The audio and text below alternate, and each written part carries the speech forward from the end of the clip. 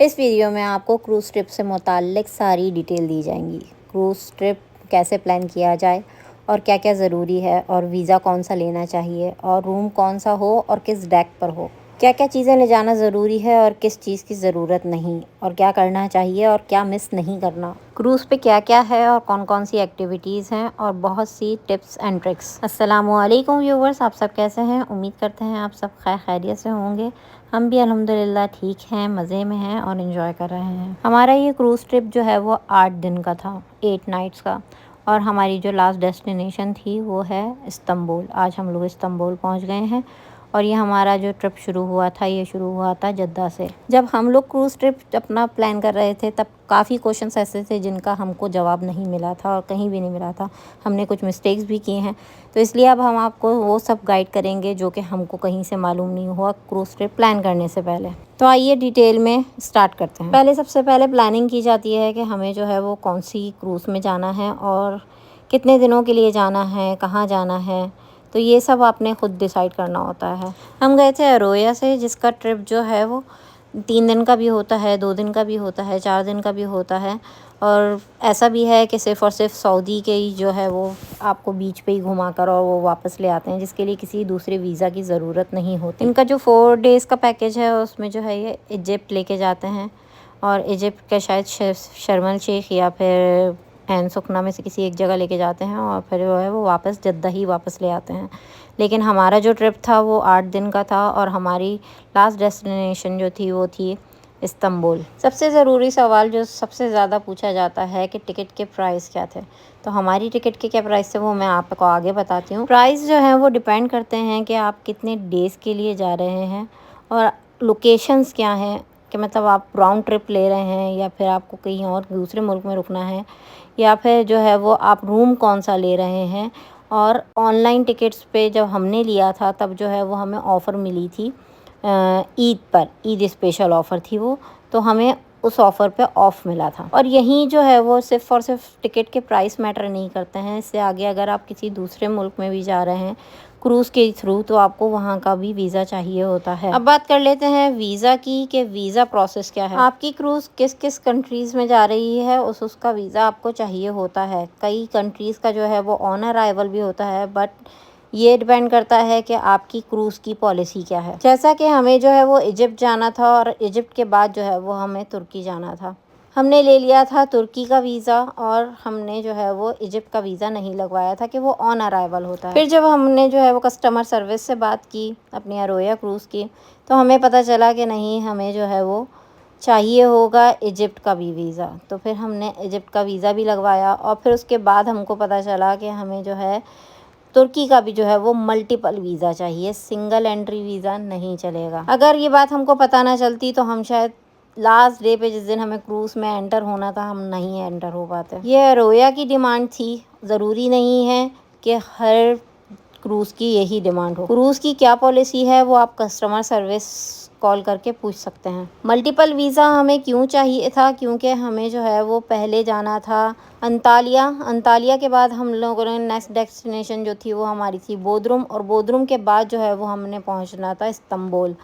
तो क्रूज़ के थ्रू ही हम जो है वो तुर्की के 3 सिटीज़ जो हैं वो कवर कर रहे थे, तो इसलिए उनकी रिक्वायरमेंट के मुताबिक हमको मल्टीपल वीज़ा चाहिए था। तो जब भी आप क्रूज़ ट्रिप प्लान करें तो आप जो है ये भी देख लें कि आपकी क्रूज़ जो है वो कहाँ कहाँ किस किस कंट्री में जा रही है और उनकी पॉलिसी क्या है, क्योंकि वीज़ाज़ लगने में भी टाइम लगता है।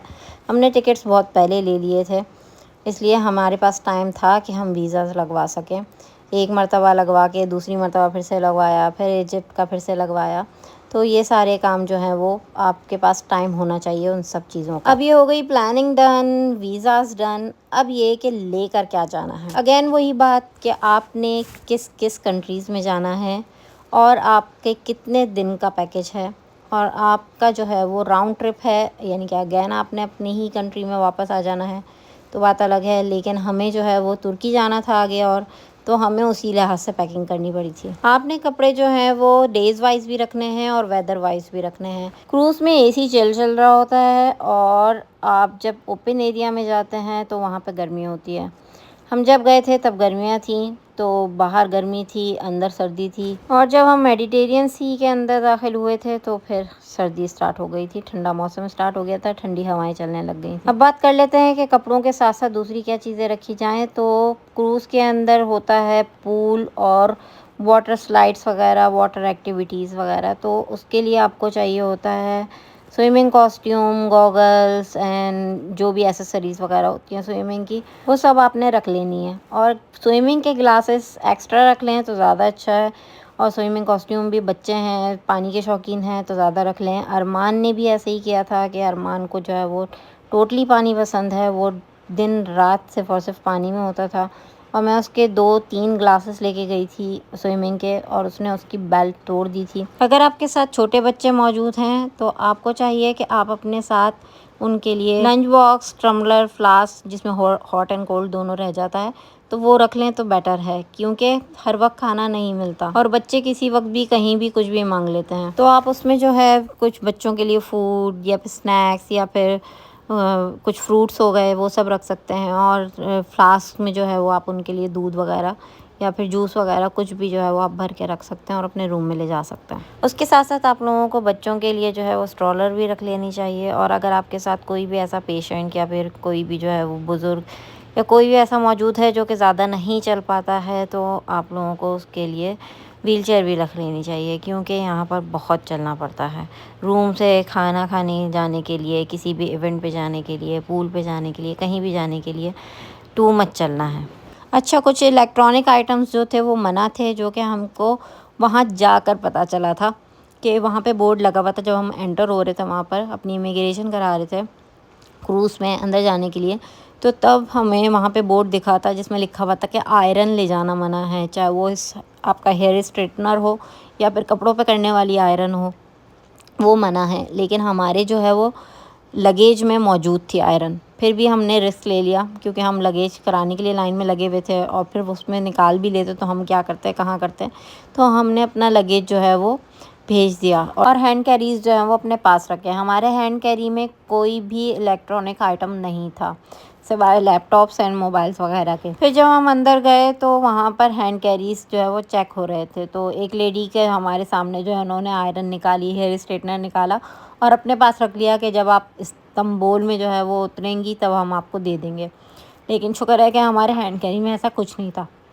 तब तक हमको होता रहा कि हमारे लगेज में से भी निकाल लिया होगा तो हमें पता भी नहीं चलेगा। लेकिन जब हम रूम में गए और हमारा लगेज आ गया तो हमने चेक किया तो उसमें मौजूद था, यानी कि मीन्स के उन्होंने जो है वो लगेज जो हमने उनको चेक इन कर दिया था, उन्होंने वो चेक नहीं किया। जो हमारे हाथ में हैंड कैरीज थे वो चेक किए गए थे। इसके साथ साथ आप लोगों के पास बैकपैक्स होने चाहिए, या फिर आपके पास जो बच्चों के छोटे स्कूल ट्रॉली बैग्स जो होते हैं वो होने चाहिए, क्योंकि जहाँ जहाँ हम लोग रुकते हैं क्रूज़ से दूसरी दूसरी डेस्टिनेशंस पे उतरते हैं, वहाँ हमें जो है ये बड़े बैग्स और ये ट्रॉली बैग्स जो हैं वो ले जाना मना होते हैं।